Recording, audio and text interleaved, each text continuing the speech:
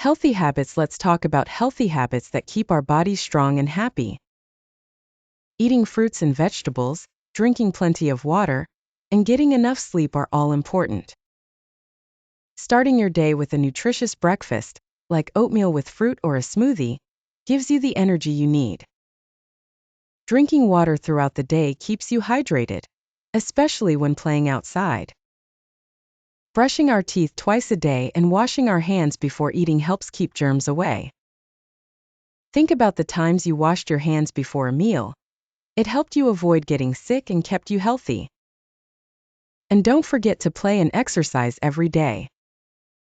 Running, jumping, and playing outside make our muscles strong and our hearts healthy. Whether it's riding a bike, playing soccer, or simply running around with friends, physical activity is essential. Taking care of our bodies with these healthy habits helps us feel good, stay energetic, and enjoy life to the fullest.